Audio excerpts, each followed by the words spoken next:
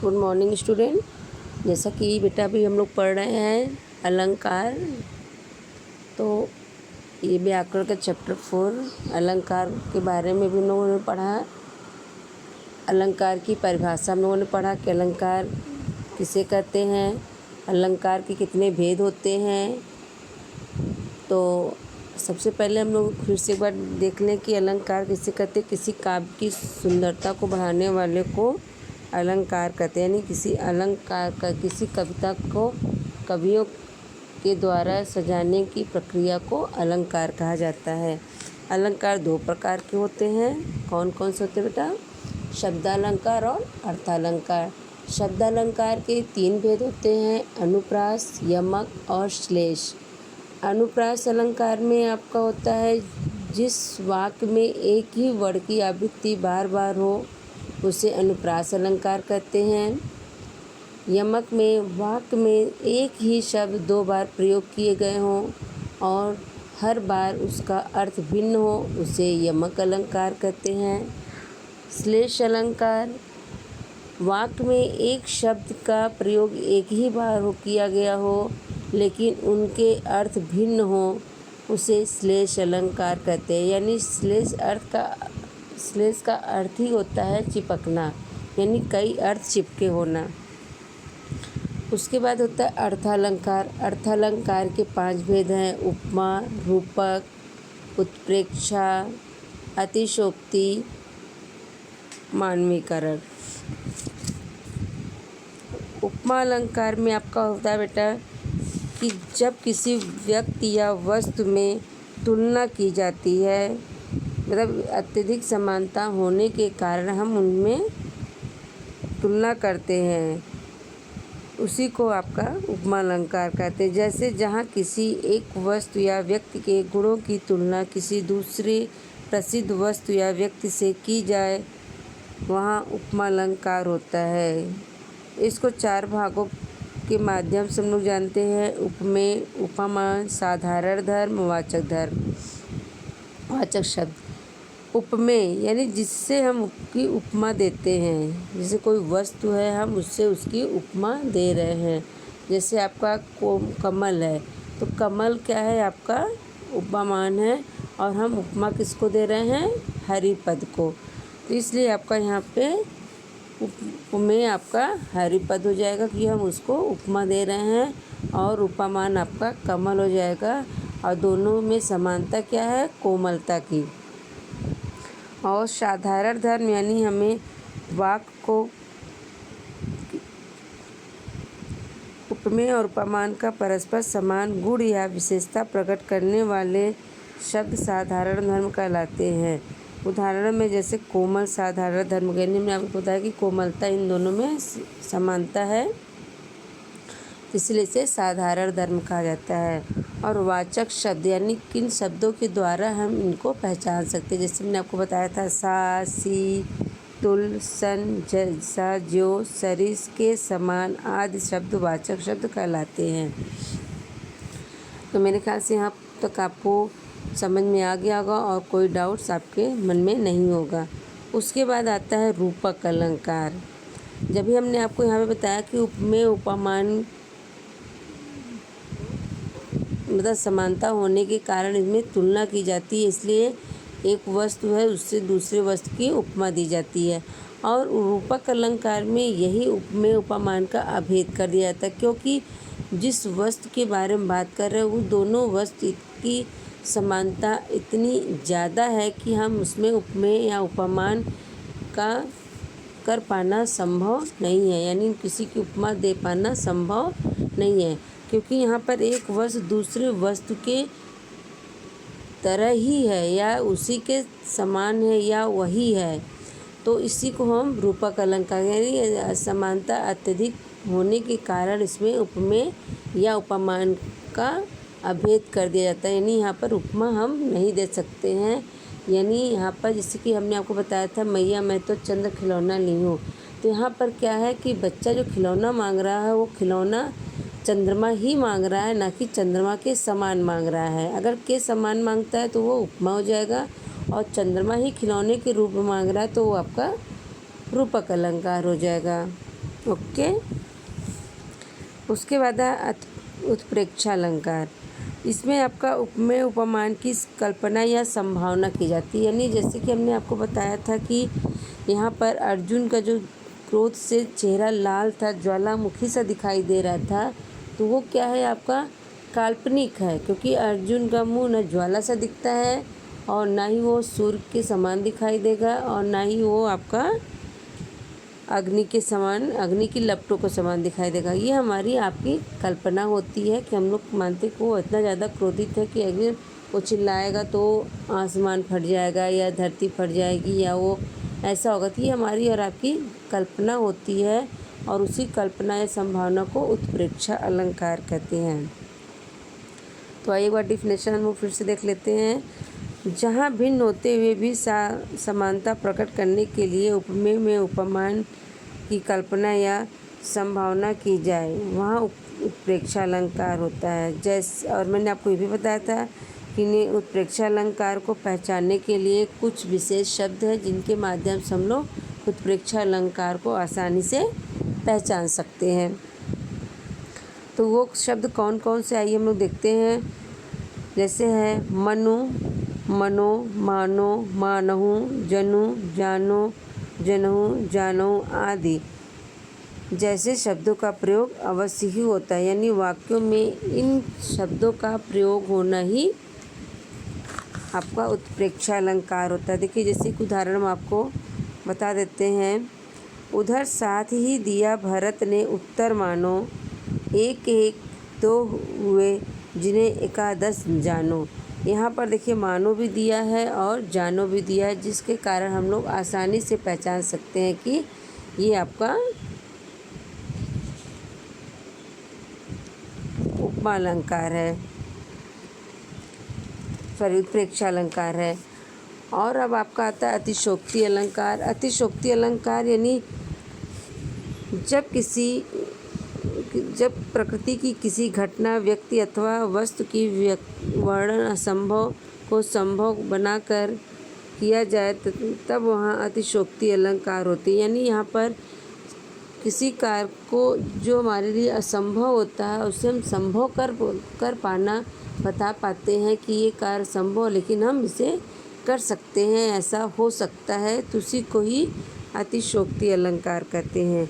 मानवीकरण अलंकार, जहाँ जड़ वस्तुओं या पदार्थों पर चेतन का आरोप हो, अर्थात प्रकृति के पदार्थों का तथ्यों पर मानवीय भावनाओं या क्रियाओं का आरोप हो, वहाँ मानवीकरण अलंकार होते हैं। यानी किसी निर्जीव वस्तु को सजीव वस्तुओं की तरह कार्य करते दिखाई दे या उसका आरोप कर दिया जाए, वही मानवीकरण अलंकार होता है। जैसे हमने आपको बताया था मेघ आए बन ठन के सवर के, यहाँ पर है मेघों पर बन ठन आने की मानवीय क्रियाओं का आरोप किया, क्योंकि बादल जो है वो एक मेहमान की रूपी में कवि ने कहा है, और जब वो सज धज कर आने, बन ठन यानी सज धज कर आ रहा है, तो उसी को मानव की तरह दर्शाया जा रहा है, इसलिए यहाँ पर मानवीकरण अलंकार है। तो आइए अब हम देखते हैं विभिन्न प्रकारों में सूक्ष्म अंतर मतलब होता है, सूक्ष्म मतलब होता है छोटा सा, यानी थोड़ा सा अंतर होता है, जिसके कारण हम इनको अलग अलग भेदों के नाम से जानते हैं। सबसे पहले हम लोग देखते हैं यमक और श्लेष अलंकार में। यहाँ पर आता है यमक अलंकार में एक शब्द एक से अधिक बार प्रयोग किया जाए। फिर से सुन लीजिए, यमक अलंकार में एक शब्द एक से अधिक बार प्रयोग किया जाता है तथा प्रयुक्त किए गए शब्दों के अर्थ अलग अलग होते हैं, जबकि श्लेष अलंकार में कोई एक शब्द केवल एक ही बार प्रयोग किया जाता है पर उस शब्द के एक से अधिक अर्थ होते हैं। जैसे हमने आपको बताया था कि यमक अलंकार का उदाहरण होगा तो एक शब्द दो बार प्रयोग किए जाएंगे और दोनों शब्दों का अर्थ भिन्न होगा, और श्लेष अलंकार में एक शब्द एक ही बार प्रयोग होगा लेकिन उसके कई अर्थ निकलेंगे। जैसे हम यहाँ पर देखिए, हम लोग उदाहरण देखते हैं, सखी रजनी से यूँ कहे रजनी में मत जाए। यहाँ रजनी शब्द का प्रयोग 2 बार किया गया है तथा दोनों के अर्थ अलग अलग हैं। पहली बार रजनी का अर्थ है नायिका की सखी रजनी से यूँ कहे, यानी यहाँ पर एक सखी है वो रजनी से कहती है, क्या कहती है कि रजनी में मत जाए। रजनी मतलब रात होती है, तो यहाँ का दूसरा अर्थ दे रहा है रजनी का दूसरा नाम है रात। इन पंक्ति में यमक अलंकार होगा क्योंकि यहाँ पर 2 बार रजनी रजनी आया, दोनों रजनी का अर्थ अलग आया। एक रजनी का अर्थ है नायिका और दूसरी रजनी का अर्थ है रात। तो यहाँ पर क्लियर हो गया कि आपका ये यमक अलंकार है। अब आइए देखते हैं। रहीमन पानी राखिए बिन पानी सब सून, पानी गैन उभरे मोती मानुष सून। अब यहाँ पर आइए देखिए, यहाँ दूसरी पंक्ति में पानी शब्द एक ही बार प्रयोग में किया गया, परंतु इसके 3 अर्थ हैं। जैसे मोती के संदर्भ में चमक, मनुष्य के संदर्भ में सम्मान या आदर तथा चून के संदर्भ में जल। यहाँ श्लेष अलंकार है। यहाँ पर देखिए पानी जो आपका दूसरे पंक्ति में पानी एक बार प्रयोग किया गया है। पानी गैन उभरे मोती मानुष चून। अब यहाँ देखिए 3 दिया है, मोती मानुष चून। यहाँ पे तीनों का अर्थ अलग अलग आ रहा है क्योंकि यहाँ पर पानी जो 3 अर्थों में प्रयोग किया गया है, मोती मानुष चून। तो मोती मतलब क्या आपका हो गया चमक, और मानुष का मतलब हो गया सम्मान या आदर, और चून का अर्थ हो गया जल। तो मेरे ख्याल से ये भी आपको आसानी से समझ में आ गया कि कैसे यहाँ पर अलग अलग दर्शाया जा सकता है। उसके बाद उपमा और रूपक में अंतर। उपमा अलंकार में 2 व्यक्तियों या वस्तुओं की तुलना की जाती है, जबकि रूपक में उपमेय और उपमान को ही एक ही मान लिया जाता है। जैसे सिया सुख सुंदर चंद्र सम शीतल सुखद सुधामा। यहाँ सीता जी के मुख की सुंदरता की तुलना चंद्रमा से की गई है, यहाँ उपमा अलंकार है। अब यहाँ देखिए सिय मुख सुंदर, यानी सिय मतलब सीता जी का मुख चंद्रमा के समान होता है, इसलिए यहाँ पर उपमा अलंकार है। यहाँ पर दूसरा देखिए चरण कमल बंदो हरराई, यानी ईश्वर के चरणों को कमल कहा गया है, यहाँ रूपक अलंकार है। यहाँ देखिए यहाँ पर ये नहीं कहा गया कि कमल के समान हरि का पद है, यहाँ पर कहा जा रहा है कि हरि का पद कमल है, इसलिए आपका रूपक अलंकार हो गया। उसके बाद आइए देखते हैं उपमा और उत्प्रेक्षा में अंतर।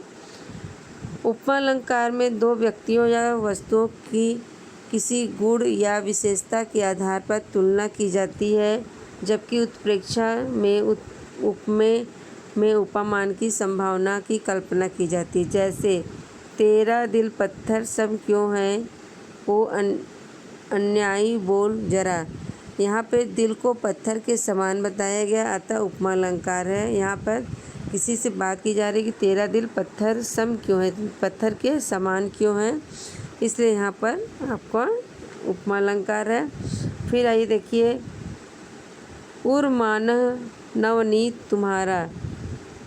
हृदय, देखिए यहाँ पे देखिए हृदय के मक्खन के समान कोमल होने की कल्पना की गई है, अतः यहाँ उत्प्रेक्षा अलंकार है। यहाँ देखिए उर्मानह नवनीत तुम्हारा, यहाँ जो आपका हृदय की बात हो गई है किसके समान बात की जा रही है, मक्खन के समान, यानी मक्खन कोमल होता है तो यहाँ पर हृदय भी कोमल होता है। यहाँ पे दोनों की कल्पना की गई है कि हृदय मक्खन के समान कोमल है और उसी की कल्पना की गई है, इसलिए यहाँ पर उत्प्रेक्षा अलंकार है। तो ये मेरे ख्याल से आपको परिभाषा भी समझ में आ गई होगी और अंतर भी समझ में आ गया। अब आइए देखते हैं अलंकार के कुछ अन्य उदाहरण। अब अन्य उदाहरण देखिए जैसे दिया है लखन उत्तर आहुति सरिस, भृगुवर कोप कृषाणु, बढ़त देखी जल समवचन, बोले रघुकुल भानु। यहाँ पर आपका उपमा अलंकार है और रूपक अलंकार भी है, क्योंकि यहाँ पर आपका जो दिया गया है लखन उत्तर आहुति सरिस, सरिस यहाँ पर हो गया इसलिए आपका उपमा अलंकार है। और बढ़त देखी जल सम वचन बोले रघु भानु। यहाँ पे रूपक अलंकार भी हो सकता है।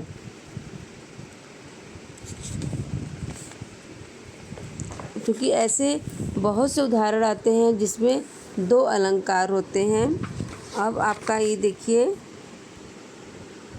तारा सी तरनी तामे ठाढ़ी झिलमिली होत।